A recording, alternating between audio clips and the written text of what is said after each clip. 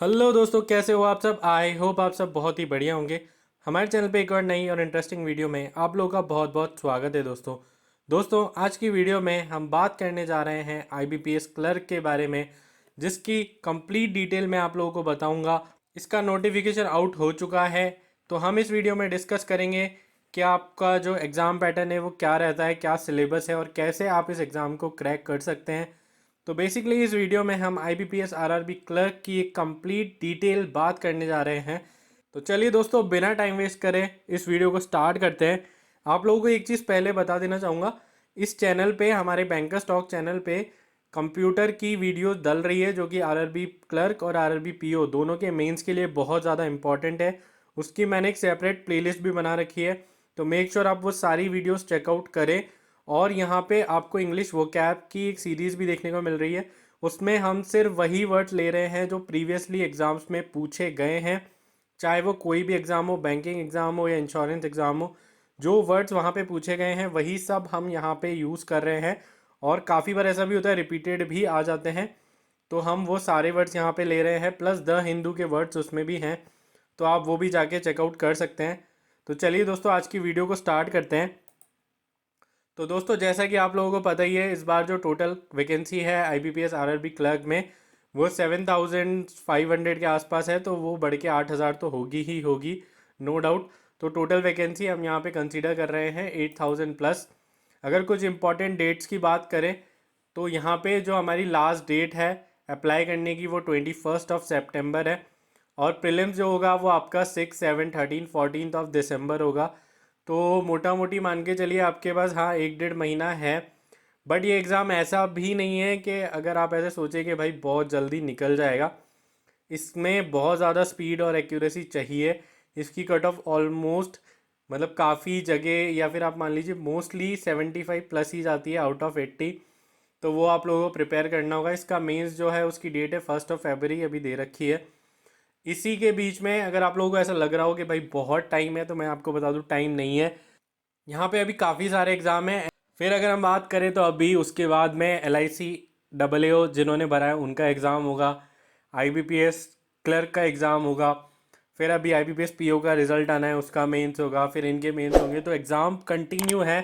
कोई भी ये मत सोचना कि भाई हमारे पास बहुत टाइम है, बहुत टाइम नहीं है दोस्तों। मैं आप लोगों को पहले ही बता दूँ, अगर आप इसके लिए प्रिपेयर कर रहे हैं, स्पेसिफिकली आप आरआरबी क्लर्क प्रिपेयर कर रहे हैं, तो आपको अभी से लग जाना है, क्योंकि इसमें एक्यूरेसी बहुत ज़्यादा मैटर करेगी दोस्तों।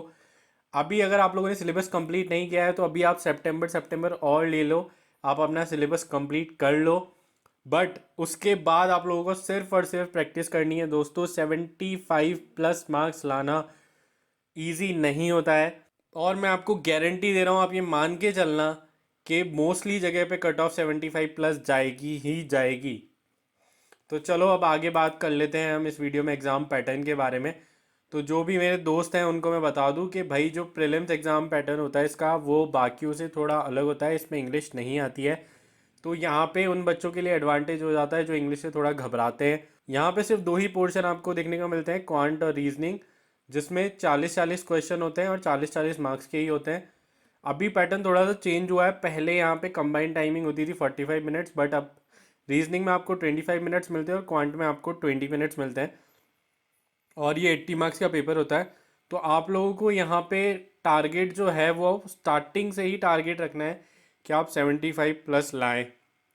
मॉक में भी अगर आप मॉक में 75 प्लस का टारगेट रख के चलोगे तो मैं आपको बोल सकता हूँ कि आपके वहाँ पे भी मार्क्स 75 प्लस आ सकते हैं। बट मेक श्योर आप ये करें। मैं अभी फिर वही रिमाइंडर दूंगा, सिलेबस कंप्लीट नहीं हुआ है, सितंबर कर लो, अक्टूबर नवंबर प्रैक्टिस में जाएगा। और अगर इसकी डेट दिसंबर में ही रहती है, थोड़ी आगे पीछे नहीं होती है, तो मैं बोल रहा हूँ आपका जो स्कोर है वो 75 क्रॉस करने में आपको बहुत टाइम लगने वाला है। मेरा खुद का स्कोर 75 क्रॉस होने में बहुत टाइम लगा है, बट अब हो जाता है। तो मैं आपको बोलूँगा बहुत ज़्यादा एफर्ट लगेगा। और अगर आपका स्कोर 60 तक भी नहीं आ रहा है दोस्तों, तो आपको बहुत ज़्यादा मेहनत करने की ज़रूरी है। 60 to 70 वाली लाइन में बहुत मेहनत लगेगी, और वो जब क्रॉस करोगे आप 70 to 75 आओगे तो और ज़्यादा मेहनत लगेगी। तो वो आप अभी अपने मार्क के अकॉर्डिंग चेक कर सकते हो कि आप कहाँ पे स्टैंड कर रहे हो। बट हाँ दोस्तों, प्रैक्टिस करनी बहुत ज़्यादा ज़रूरी है। वहीं अगर इसके मेंस के बारे में बात करें तो यहाँ पे मेंस में आपको क्वांट सेक्शन देखने को मिलता है, जो कि 40 क्वेश्चंस आएंगे, 30 मिनट होंगे। रीजनिंग हिंदी और इंग्लिश में चॉइस होती है, आप दोनों में से कोई भी ले सकते हैं। बट मुझे जहाँ तक मेरा एक्सपीरियंस कहता है तो इंग्लिश लेना ज़्यादा अच्छा होता है, क्योंकि इंग्लिश हम कंटिन्यू पढ़ते हुए आ रहे हैं। हिंदी अगर आप हिंदी मीडियम से हैं और आपकी हिंदी बहुत ज़्यादा स्ट्रांग है, आपको लगता है आप पढ़ सकते हैं, फोड़ सकते हैं, तो आप हिंदी भी ले सकते हैं। वहीं नेक्स्ट है कंप्यूटर और जीए। तो ये सब भी आपको देखने को मिलेगा। कंप्यूटर और जीए की जो टाइमिंग होती है 15-15 मिनट होती है, बाकी तीनों का 30 मिनट आपको देखने को मिलता है। तो ये जो कंप्यूटर है यहाँ पे आप अगर देख पा रहे होंगे, इस कंप्यूटर का मैं आप लोगों को बता देता हूँ। ये जो कंप्यूटर अभी आप यहाँ पे देख रहे हैं, इसकी जो क्लासेस है वो पर्टिकुलरली आरआरबी पीओ और आरआरबी क्लर्क दोनों की हमारे इस चैनल पे चल रही है, तो आप उसको चेकआउट ज़रूर करें। वहीं अगर इंग्लिश के बारे में बात करें तो इंग्लिश की भी वो कैब क्लासेस यहाँ पे चल रही है। काफ़ी ज़्यादा चांसेस है कि वो कैब से क्वेश्चन बहुत ज़्यादा आते हैं आरआरबी में, तो आप यहाँ पे इम्प्रूव कर पाएंगे अपना स्कोर। तो ये दोनों आपको यहाँ पे देखने को मिल रहा है। अब दोस्तों, इसका मेंस जो है उसकी कट ऑफ जाती काफ़ी ज़्यादा है। तो आप, मैं यही बोलूँगा कि आप अगर मेंस एग्ज़ाम का मॉक भी लगा रहे हैं तो आप उसमें टारगेट रखना कि आप 110 क्रॉस कर जाओ। 110 मार्क्स अगर आप क्रॉस कर गए तो हो सकता है कि आपका इसमें होने के चांसेस हो। बट ये तो आप मिनिमम रखना कि 110 मार्क्स तो आपको इसके मेंस में चाहिए ही चाहिए। आप इतना टारगेट लेके चलना, और अगर आपके इतने आने लग जाए तो टारगेट बढ़ा देना। बट हाँ, कट ऑफ इतनी ही जाएगी या इससे ऊपर भी, मतलब इससे ऊपर ही जाएगी, इससे कम तो नहीं जा सकती। मेरे को नहीं लगता 110 से नीचे कट ऑफ जाएगी। तो आप उस अकॉर्डिंग प्रिपेयर कीजिए यहाँ पे। वहीं अगर हम नेक्स्ट बात करें इस वीडियो में, तो यहाँ पे हमने सिलेबस डिस्कस किया है। तो रीजनिंग का सिलेबस वही रहता है जो आपका जो आईबीपीएस पीओ और IBPS clerk, SBI PO, SBI सब में सेम ही रहता है। तो रीजनिंग का सिलेबस वही है, पजल है, number series, odd one out, coding, decoding, blood relation, ये स्लॉग्स आ जाएंगे, alphabet, rank testing, cause and effect.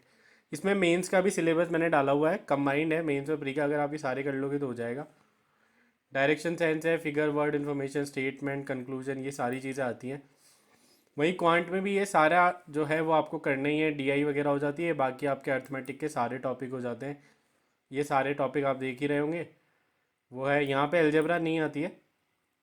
English में आरसी होता है, ग्रामर है, spotting error, fill in the blanks, para jumble, misspell words, और ये रीअरेंजमेंट होता है। ये सब तो आप लोगों को पता होगा।